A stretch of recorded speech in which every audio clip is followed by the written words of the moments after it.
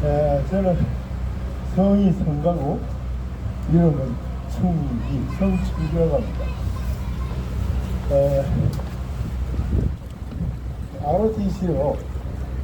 ROTC로 기갑 탱크부대에서 근무를 끝내고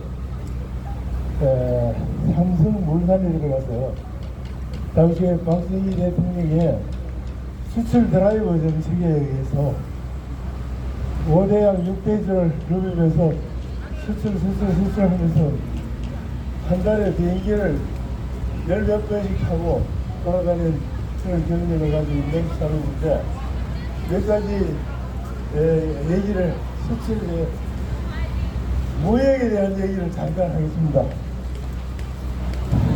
윤석열 대통령이 사우디에 가서 50조의 MOU를 맺어왔다.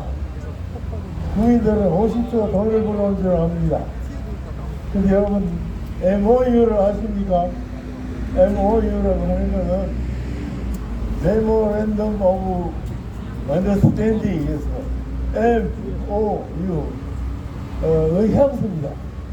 대통령이 나가서 세일들을 한다고 기업 총수들을 쭉 데리고 가서 상대방 정상한테 이 친구 반도체 잘 하니까 좀 사라. 이 친구는 자동차를 잘 만드니까 좀 사달라.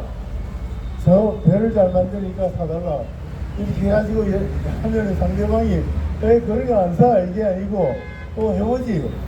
얼마나인지 한번 사보지 해가지고 이걸 메모를 쭉 합치면은 돈이 한 50조 된다고 해서 그걸 장사했다고 얘기하는 겁니다. 천만에 MOU는 구성력이 없기 때문에 안 해도 그만이에요.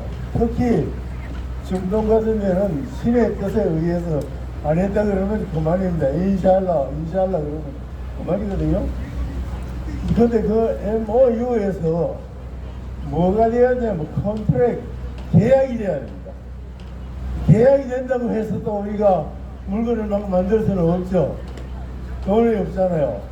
LC라는 게 다음에 들어와서 확실히 돈이 들어와서 이제 물건을 만들어서 수출해서 그 은행에 들어있는 돈을 이제 기업체가 가지고 가는 게 그게 수출인데 MOU를 수출해서 돈이 들어오는 걸로 국민들이 많이 착각들을 하는 것 같아요. 저는 평생 무역을 하고 있어서 무역 전문의로서 여러분들한테 말씀드리는 게 MOU는 장사한 게 아닙니다. 우리나라에서 뭐 세일맨 1호로 나가서 대통령이 나가서 장사해도 박정희 대통령이 나가서 수출하고 장사하고 LC 받고 MOU 맺고 했습니까? 안 했습니다. 그런 거 안 했습니다. 기업체가 장사를 잘 할 수 있도록 뒤에서 계속 부각하고 또 국가 사업을 하기 위해서 돈이 없을 때는 독일에 가서 돈 빌리고 일본에 가서 돈 빌리고 이래가지고 그 나라가 제대로 기반을 잡아줬지 뛰어다니면서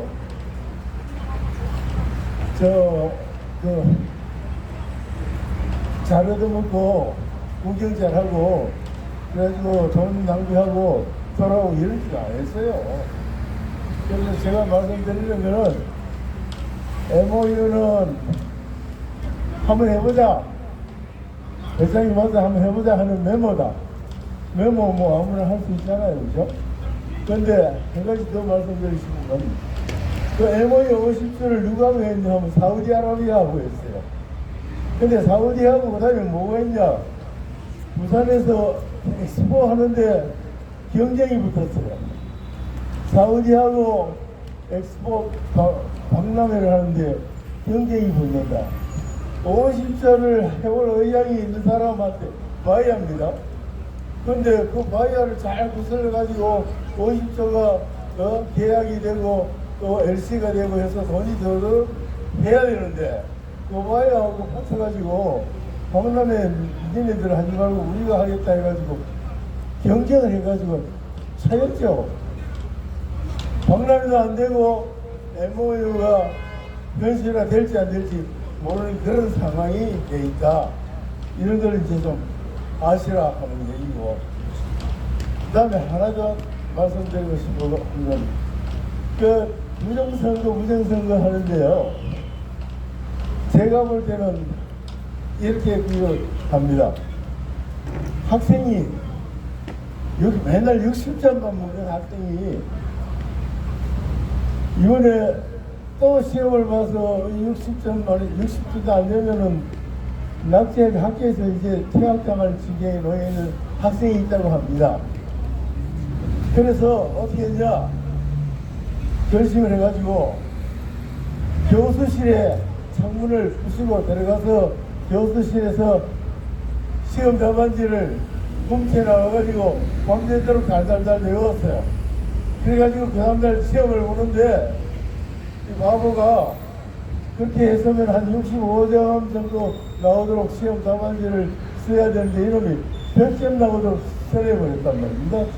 그러면 교수가 이렇게 딱 보고 이놈이 이거 어저께 시험지 도둑 맞았는데 이놈이 범인이구나. 창문을 짰는데 뭐 신문을 조사해봐라 뭘 해봐라 아무 필요가 없이 그 100점이라고 하는 게 증거 아닙니까?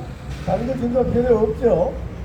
그런데 우리나라에서 부정선거를 해가지고 180석을 만들어서 이놈들이 한 120이나 110석이나 만들었으면 그냥 지나갔을 줄 몰라.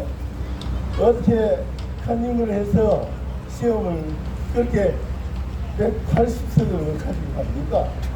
그 중에 80명 정도는 부정으로 선거 당선됐다고 명단도 있고 표도 되고 공정부 그 기부에서 늘 방송을 하고 부정선거 얘기를 하는데 그게 무슨 증거가 필요했냐. 180석 자체가 증거다.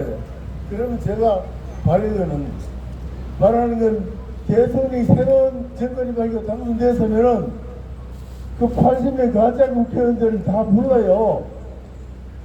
가짜 국회의원들 불체부 특권이 있습니까? 가짜인데 무슨 특권이 와서 좋은 말 할 때 바지 내놓을 거야 아니면은 막고 내놓을 거야 해서 그 80석을 없애버리고 시작을 해야 되지 않겠냐 하고 늘 제 주위에 강조를 해 왔습니다. 그런데 그렇게 하지 않고 지금 2년이나 지났는데 이재명도 그대로 문재인도 그대로 칼개치고 돌아대 어떻게 그런 놈들이 텔레비에 나와서 정책을 얘기하고 할 수 있습니까? 국민이 더럽다지 않아. 아주 그냥 안 입어도 못 볼 정도로 지금 돌아가고 있는데 그래서 이건 2년쯤 됐으니까 늘 그걸 집어넣어야 되는데 안 집어넣고 있으니까 한패구나 가짜구나 이렇게 돌아가고 있습니다. 좀 더 추이를 봐가면서 저희들이 정신 바짝 차리고 어떻게 해야 될지 결론을 아주 그냥 결심을 해야 된다고 생각합니다. 갑자기 나와서 얘기를 하라니까 준서가 없었습니다. 잘 알아들으신지 모르겠는데 이상 드리고 가겠습니다. 감사합니다.